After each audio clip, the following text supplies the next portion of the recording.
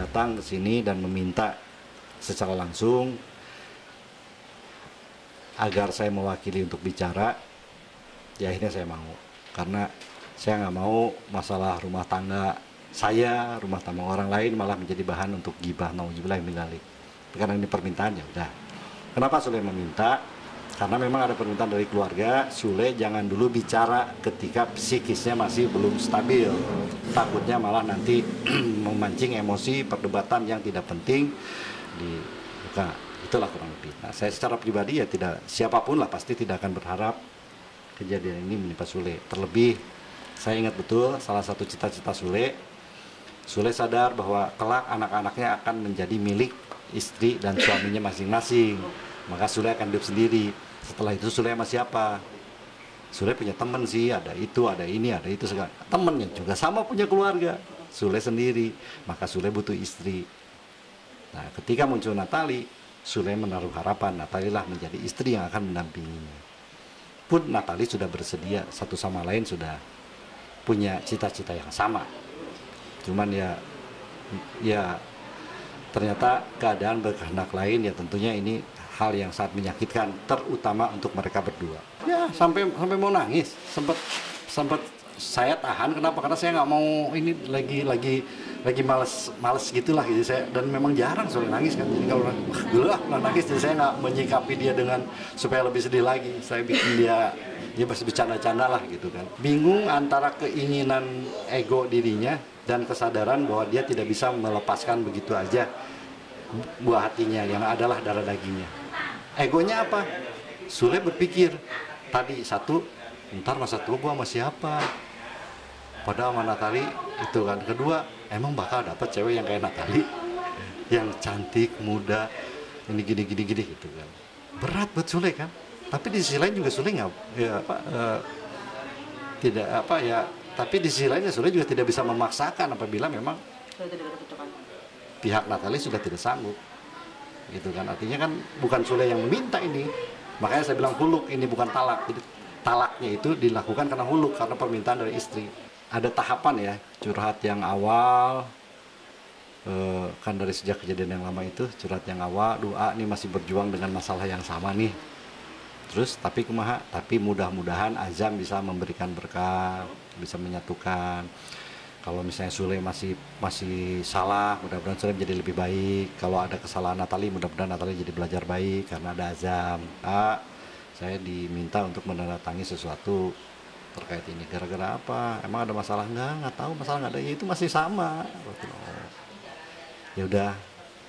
Nggak berasa, bukan ustadz. Cuman kata ustadz, kalau kita menghadapi beberapa pilihan yang sulit, istikharah, coba kamu istirahat dulu, minta sama Allah agar setiap apa yang kamu putuskan sudah sepengetahuan dan izin Allah. Nah, barulah muncul di berita. Sule cuma nge-WA, Sule lagi ada masalah, tapi doain aja, tapi jangan ribut dulu. Sule nggak bisa apa-apa, karena memang kan jauh sebelum kejadian Bunda Maya dengan Putri podcast itu sudah ada masalah kan, sudah ada kesepakatan kan. Nah, kesepakatan ini yang diangkat kembali, dilanjutkan gitu kan. Karena memang masalah timing apa gimana gitu kan. Mungkin masalahnya yaitu karena memang saya sih melihat tidak ada ya yang saya cerita tadi, bahwa misalnya Natali sukanya spaghetti dan keluarga Sule dan keluarga sukanya jengkol misalnya gitu kan. Ya nggak bisa dipaksa untuk bisa saling suka, itu yang jadi problem. Walaupun satu sama lain udah mencoba, cobain, beneran enak, cobain enak. Apalagi kalau dicampur, malah enak.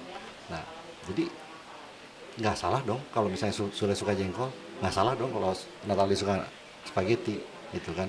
Nggak salah juga mereka berusaha untuk menyatukannya. Tapi kalau memang gagal, ya boleh lagi. Toh cerai boleh-boleh aja, halal.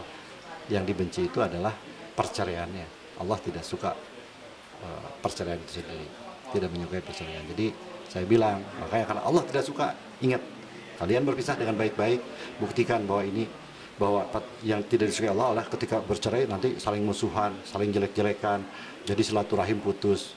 Nah, kalau bisa setelah bercerai silaturahim berjalan, tidak saling menjelekkan, baik, sehingga apa yang Allah tidak sukai dalam perceraian itu tidak muncul, di kalian buktikan ke netizen, kalian buktikan ke masyarakat, karena yang publik ada pembuktian ke masyarakat, tapi pembuktian yang utama adalah ke Allah. Ya Allah, saya tetap baik kok, silaturahim masih terjalan kok, saling mengingatkan ada kok, cuman kami sudah bukan suami istri lagi gitu.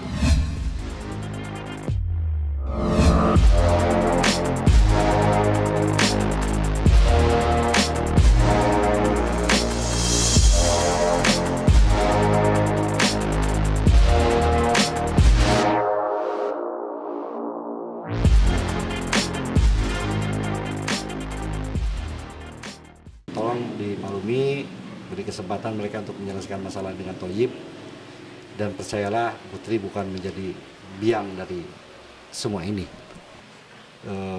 Awalnya masalah Putri, cenah ya masalah Putri, nah jadi begini, kenapa? Gini gitu. Tapi itu udah minta maaf itu segala macam. Tapi netizen begini. Ya udah sabar aja Le, gitu kan, nanti kebenaran akan terkuak. Tapi Putri yang mana tadi udah beres, udah kok nih, liatin catatannya, ternyata Putri sama Natali udah baikan. Putri, wah Natali udah bagus lah, jawaban Natali bagus, permintaan maaf Putri juga dewasa. Nangis Putri mah Putri udah nggak bisa ngomong, dia udah minta maaf sama ayah, sampai ayahnya bilang enggak, bukan salah Putri kok, ini masalahnya udah lama. Ya Putri tetap merasa aku jadi ngerasa salah, emang bener ya kayak gara-gara aku berat buat Putri itu. Ayah kok aku harus gimana gitu kan. Ya ini gitu kan, Putri tapi tidak menyalahkan Natali dalam hal ini, karena ya mungkin ketidaktahuan netizen, makanya Sule pengen sebetulnya ngomong gitu, cuman keluarga bilang takut emosi. Sok sedikit dulu, ibu sama kakak itu kan, nama kakaknya Sule namanya kakak, Wah kakak itu kakaknya juga. Oke. Minta supaya ditahan dulu deh, belum baik, karena emosi Sule beda. Kalau dulu misalnya gini lah, kalau dulu perceraian dulu ya artinya urusan Sule sama istri, nanti kan ada kaitan ke anak, jadi Sule mah lebih kepada anak tuh, mau jadi Putri yang salah sih, dia malu sama anak, kok jadi Putri yang salah, kasihan juga sama anak gitu kan, kok jadi anak gue yang disalahin sih gitu loh. Sule biasanya lebih sabar, lebih tenang, udah berubah, biasanya kan dia emosional udah berubah baik, tapi ketika nyangkut nama Putri dia sangat ngedrop gitu loh, sangat agak emosional, kok begini kok begitu gitu kan, segala macam. Maka saya bilang udahlah gitu kan, artinya kalau kita berperang dalam kondisi marah, kita berantem dalam kondisi marah. Saya cerita, saya dulu pernah menang ketika berantem lawan lebih dari satu orang, tapi saya pernah kalah berantem lawan satu orang. Apa yang menyebabkan saya kalah? Karena saya lagi marah. Apa yang menyebabkan saya bisa selamat menang? Kurang lebih 6-7 orang. Karena saya nggak marah, saya tenang. Itu kan logikanya. Itu saya 2 kali saya kejadian begitu Le.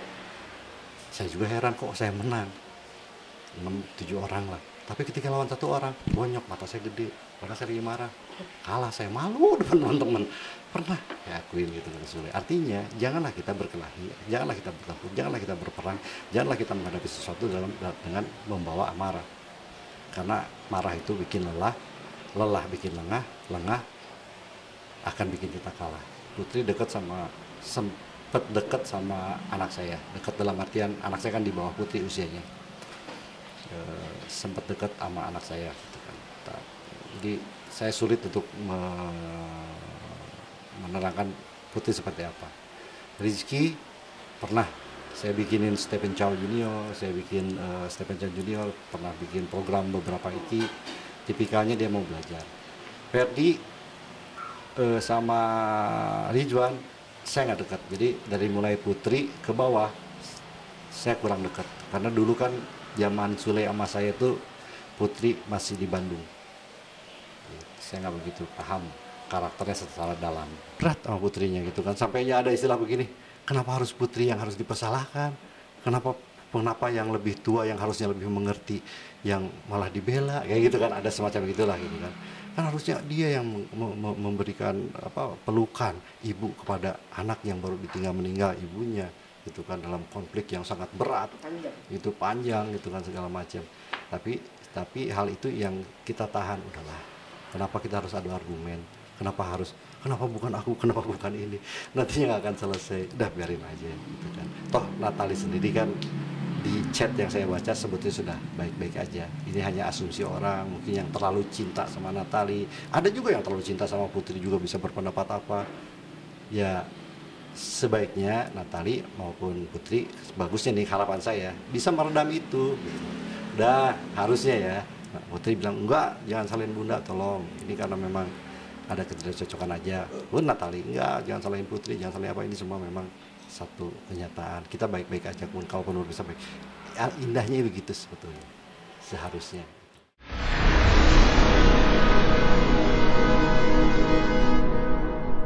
Jadi jangan lupa untuk subscribe Cumi Cumi. Ditekan ya tombol lonceng merahnya.